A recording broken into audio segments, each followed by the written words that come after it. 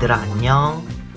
선생님은 학습을 익히는데 진짜 중요한 10분의 학익진 선생님이야. 오늘 이렇게 선생님이 찾아오게 된 거는 고등학교 정치와 법 교과서 내용에 있는 국제법에 관련된 내용을 여러분께 전달하고 알려주기 위해서 찾아왔어. 국제법은 어떤 대입 수능에서도 실제 유용하게 쓰이는 교과 개념이지만 우리가 실제 살아가는 데 있어서도 다양한 영역이나 범위에서 적용되고 맞닥뜨릴 수 있기 때문에 보다 정확하게 알았으면 하는 의미에서 선생님이 찾아왔단다. 그럼 한번 바로 알아볼까? 첫 번째로 국제법의 의미에 대해서 알아볼 거야. 국제법의 사전적 의미는 국제사회를 규율하는 법이라는 의미로 쉽게 말해서 국제사회에서 적용되는 법이라고 이해를 하면 돼. 국제법의 의미는 시대에 따라서 조금 달라졌는데 과거 전통적인 국제법은 주로 국가 간의 관계를 규율짓는 데 초점을 두었다는 특징을 지니고 있다면 현대적인 국제법은 세계화로 인해서 다원화가 좀 더 진행됨에 따라 어떤 개인에 국한되는 것이 아니라 다국적 기업, 국제기구 등으로 적용 범위를 확대 짓는다는 특징을 지니고 있어. 두 번째로는 국제법이 갖는 의의에 대해서 알아볼 거야. 국제법의 의의는 크게 세 가지로 나눠볼 수 있는데 첫 번째로는 분쟁 해결 수단을 제공한다는 의의를 지니고 있어. 영토, 무역, 천연 자원 등과 같은 것을 더 많이 갖고 이권을 유지하기를 위해서 분쟁이 일어났을 때 이걸 해결할 수 있는 수단으로서 기능을 할 수 있다는 거지. 두 번째로는 국제사회의 협력을 유도할 수 있는 의의인데 인권이나 환경 문제 등과 같이 어떤 경쟁, 분쟁을 넘어서서 전 지구적인 사회의 공동 노력이 필요한 경우에는 어떤 행위의 기준을 세워주고 여러 국가의 참여를 이끌어낼 수 있다는 의의를 지니고 있다는 거지. 세 번째로는 세계 시민의 어떤 삶의 편리함을 제공하고 권리를 보호할 수 있는 의의인데 예를 들면 운전면허나 저작권 같은 경우는 어떤 한 개인 혹은 한 국가에 대해서만 적용이 되는 것이 아니라 전 세계적으로 적용이 될 수 있고 전화를 하는 데 있어서도 통신의 국제 표준이 제정되었기 때문에 국제 전화를 통해서 어느 나라, 어느 위치에 있던지 제약을 받지 않고 통신이 가능하다는 점, 혹은 계약이나 어떤 문서를 체결하는 데 있어서 미터 협약, 그러니까 우리가 흔히 쓰는 킬로그램, 킬로미터 등과 같이 통일된 단위를 씀으로써 좀 더 편리함을 제공할 수 있는 그런 기능을 수행할 수 있는 의의를 지녔다고 볼 수 있는 거지. 세 번째로는 국제법의 형태, 즉 국제법의 법원에 대해서 알아볼 거야. 첫째로 조약이 있는데 이 조약은 우리가 흔히 아는 국가와 국가 간에 체결된 조약 혹은 협약, 합의, 계약 등으로 이해를 하면 된단다. 협약, 협정, 의정서 등 현실에서는 다양한 용어로 불리우며 일반적으로 조약 체결의 주체는 쉽게 말해서 조약을 할 수 있는 주체는 국가에 한정되지만 현실에서는 국제기구와 국가 사이에서도 조약이 체결될 수 있어.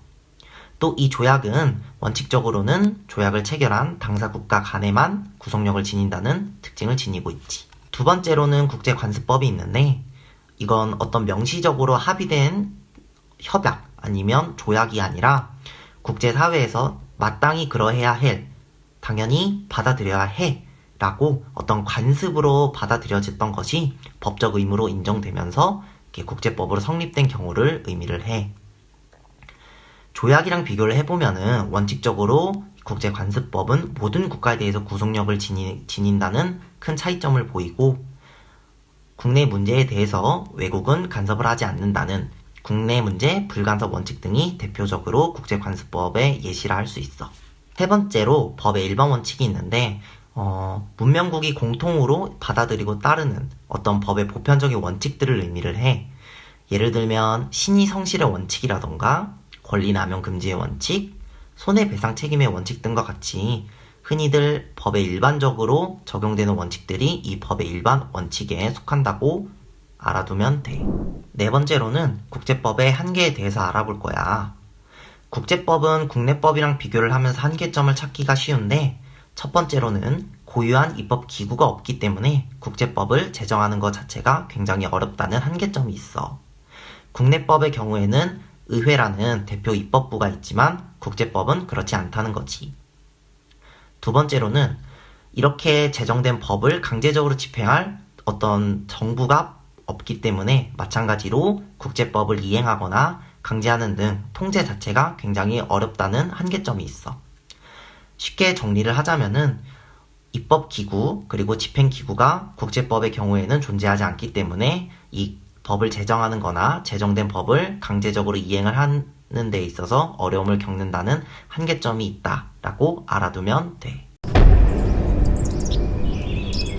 지금까지 국제법이 어떤 의미를 지녔는지, 의의와 한계점에는 무엇이 있는지 등 기본 내용에 대해서 알아보았다면, 실제 이러한 국제법이 어떠한 사건에 대해서 어떻게 적용이 되고 어떤 문제점이 있는지를 한번 알아보려고 해. 혹시 북해 대륙붕 사건이라는 걸 들어보았니? 북해 대륙붕 사건은 1960년대에 독일, 네덜란드, 덴마크 이 3개국이 인접 해안의 대륙붕의 분화를 두고 어떻게 나눌 것인가에 대해서 논쟁을 벌인 사건을 의미를 해. 1958년 네덜란드와 덴마크를 비롯한 57개국이 대륙붕에 관한 협약을 체결을 하면서 이 문제는 시작이 되었는데, 독일은 이 협약에 관해서 체결을 하지 않았고 때문에 이 세 국가가 대륙붕을 나누는 데 있어서 어떠한 기준으로 삼아야 되는지 논쟁이 되었어. 네덜란드와 덴마크는 이러한 체결에 의거해서 등거리 원칙에 따라서 대륙붕을 나눠야 한다고 기준을 세웠고, 따라서 그것이 그림에 나와 있는 A, C, B 그리고 C, D 선으로 이어지는 그림이야. 하지만 독일은 이와 달리 협약에 가입하지 않았기 때문에 자국은 협약의 의무의 이행이었고, 따라서 형평성에 맞는 새로운 기준을 제시하였는데, 그것이 그림에 나와 있는 ADP로 나와져 있는 그림이야. 이렇게 서로 첨예한 대립이 계속 이어지다 보니까 결국 국제사법재판소까지 이 사건이 넘어가게 되는데, 결국 국제사법재판소에서는 독일의 손도 네덜란드와 덴마크의 손도 들어주지 않았어. 대륙붕이라는 거는 육지의 자연의 연장선으로 보아야 하기 때문에 이 영토국에 기반을 둬야 한다고 주장을 하였어. 그렇기 때문에 북해는 이 세 국가에 모두 걸쳐있는 영역이어서 어느 한 국가의 손을 들어주기는 어려우며, 독일의 형평성에 맞는 배분, 그리고 덴마크와 네덜란드가 주장하는 이 등거리 원칙에 따른 배분 모두 적합하지 않다는 것을 의미를 하는 거지. 때문에 세 개국은 결국 합의를 통해서 이 북해의 대륙붕을 나눠 가지면서 사건은 일단락이 되었어. 이렇듯 국제법은 현실 생활에서 분쟁을 해결하는 데 필요성이 있지만 많은 한계점을 지녔기 때문에 역시 해결해야 될 과제가 많다라고 알아두면 될 것 같아. 왜냐면 이렇게 협약을 체결하는 것 자체도 어렵지만 대륙붕에 관련된 협약이 체결이 되었음에도 이러한 체결의 이행과 의무를 강제할 수 있는 어떤 정부가 존재하지 않고, 그렇기 때문에 이러한 관련된 분쟁이 발생을 하였을 때 이 체결 여부가 다른 이 국가들 간에 이 해당 분쟁 사항에 대해서 어떤 기준을 적용할 것인가에 대해서도 굉장히 난해함을 겪는 거지. 단순히 더 많은 땅을 차지하고 천연 자원을 차지하기 위해서 일어난 갈등으로 볼 수 있지만, 그 과정 속을 잘 들여다보면 국제법의 적용 범위, 강제적 이행 가능성을 어디까지 둘 수 있는가에 대한 시사점을 담고 있어. 또한 그러한 실효력이 과연 국내법과 비교를 하였을 때 어디까지 영향을 줄 수 있고 어느 수준으로까지의 실효력을 가질 수 있는지에 대해서도 여전히 많은 문제점을 지니고 있다는 거지. 세계화가 진행되고 있는 현대사회에서는 국가들 간의 민접성이 더 높아지기 때문에 이러한 국제법이 가지는 의의와 한계점이 더욱 중요하다고 생각해. 지금까지 북해 대륙붕 사건을 통해서 국제법과 그 한계점의 내용에 대해서 알아보았어. 지금은 기본적인 내용에 대해서 불과하지만 북해 대륙붕 사건을 접목을 시키면서 조금 더 이해가 쉬웠다고 생각해. 혹시 조금 더 심화된 내용을 알고 싶은 친구들은 다음 영상에서 더 많은 내용으로 찾아뵀으면 좋겠다. 그럼 얘들아, 여기서 이만 영상을 마칠게. 안녕.